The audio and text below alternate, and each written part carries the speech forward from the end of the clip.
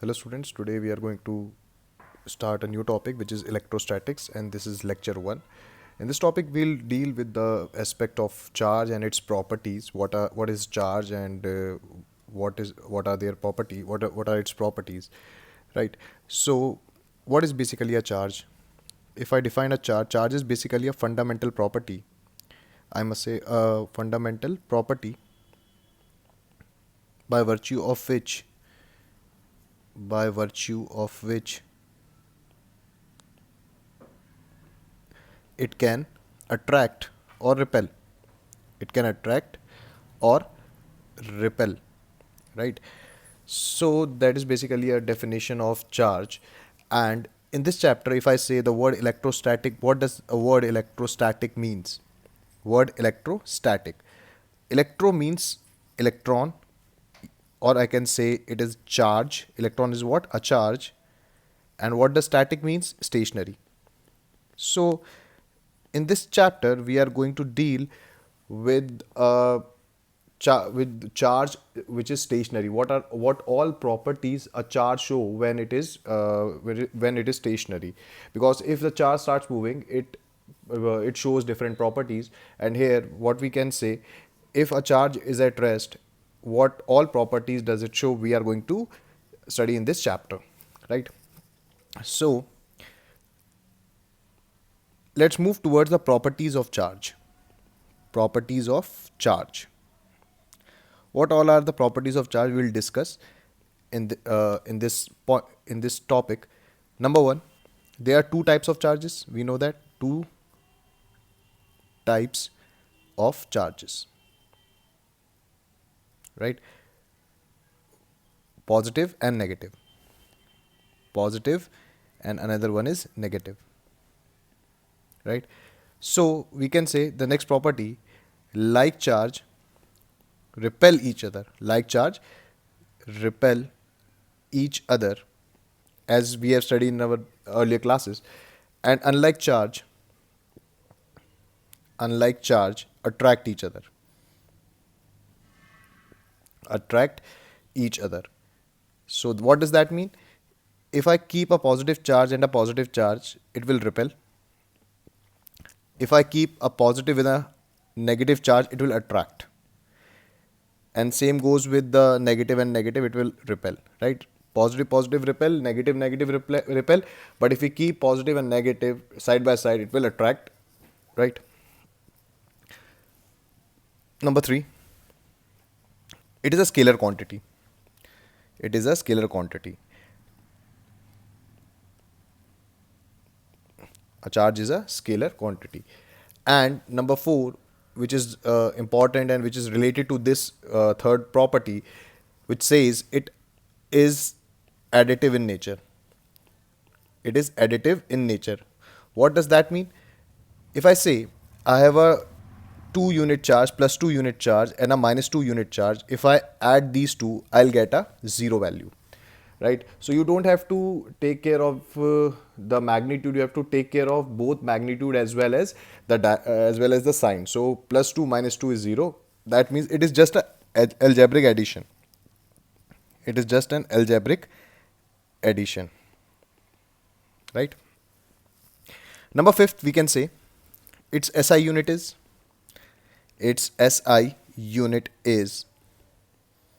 coulomb. Its SI unit is coulomb, because Coulomb, the scientist Coulomb, did this whole experiment about charges. So it is named after the scientist Coulomb. Next is charge is quantized. Charge is quantized. What does that mean? If I say there's a body A and there's a body B, right? So I have to shift some charges from A to B.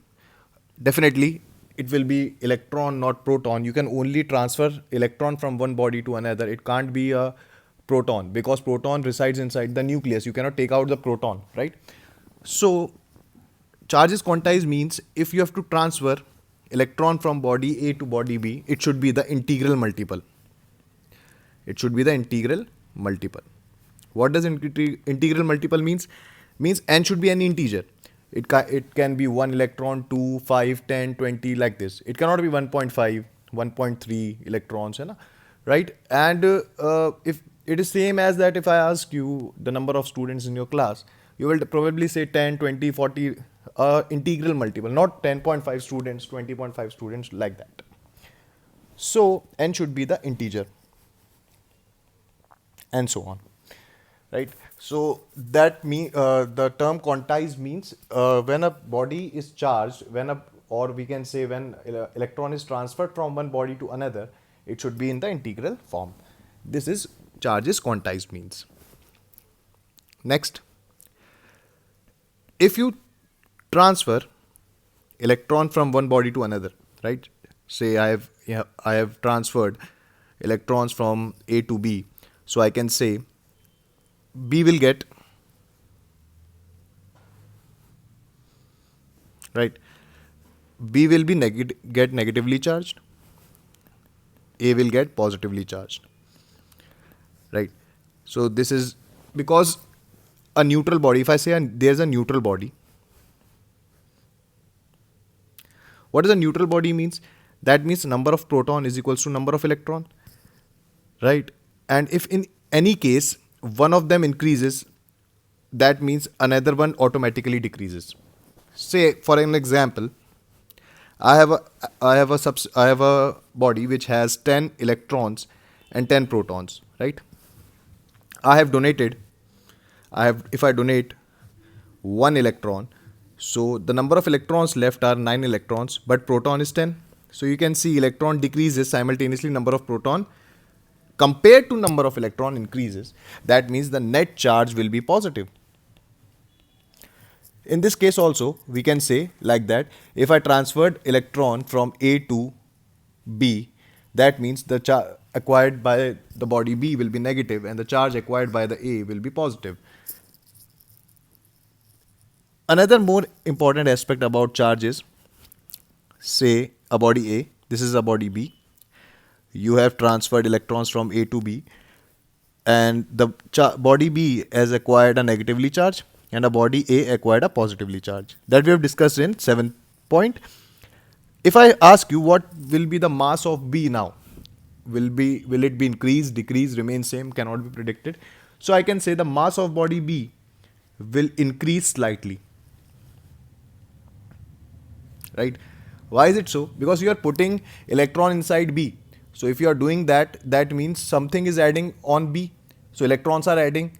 So the total mass of the body B will increase, but it will be very slightly because the mass of electron is very, very less. So mass of electron, if I say, that is equals to 9.1 into 10 to the power minus 31 kg, which is very, very less. It is equally zero. Equally, you can write it as 0. That's why we don't consider the increase and decrease in the mass when we are adding up electron. But if we say, if we are considering the mass of electron not to be 0, then we have to consider this fact as well, right? So that you have to remember. If they ask you, if a negatively charged body, if a body is negatively charged, then it will gain mass, right? The next point we'll discuss is charge. The value of charge is independent of the velocity. What does that mean? That means if I have a charge Q, it is stationary, right? And I have a charge, say Q, which is moving with a velocity V. The same charge, it is the same charge. So what I can say is, the value of charge will remain same in both the cases. That means it does not depend on the velocity or whether the position is changed. Means if the charge is stationary or it is moving with velocity or it is moving with acceleration, anything, the magnitude of charge won't be affected. But if I say about the mass depends on the velocity. Mass depends on the velocity, right? So if I say you are sitting and you are standing and you are just measuring your mass, and you start jogging and then you measure your mass, so definitely it will be different in both the case, but the difference is quite less that we usually neglect it. So the mass depends on velocity according to the expression m is equals to m naught upon 1 under root of 1 minus v square by c square. What is m naught? It is a rest mass, right? So if you say you are moving, yeah, any object is moving with a velocity say equal to speed of light, where c is what? Speed of light. Speed of light have the magnitude 3 into 10 to the power 8 meter per second. So if a body is moving say with the speed of light, I substitute here in this equation m is equals to m naught divided by under root of 1 minus c square by c square. So c square will get cancelled out. 1 minus 1 is 0. It will be infinite. So I can say if the velocity increases,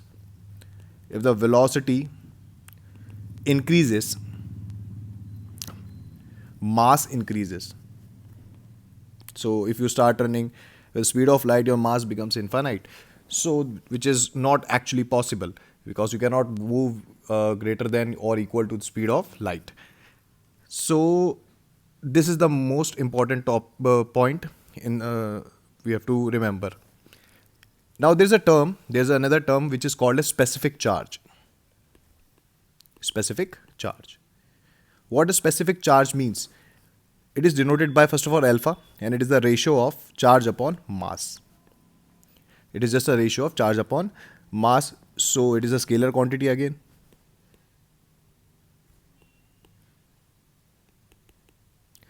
So its unit will be what? Coulomb per kg. Now, so we have discussed about charge upon mass. We have discussed about charge and its properties.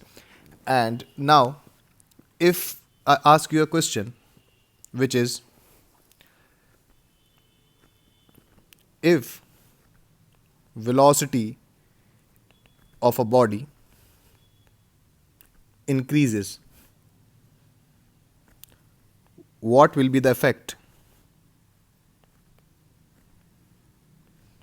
Effect on number 1 charge, number 2 specific charge,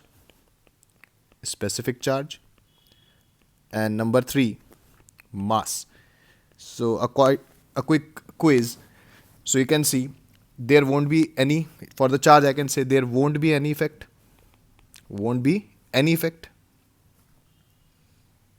Right? Alpha, specific charge. So what is alpha? Is charge upon mass, right? So mass, you know that if we have discussed when the velocity increases, mass also increases. So here we can say mass increases, right?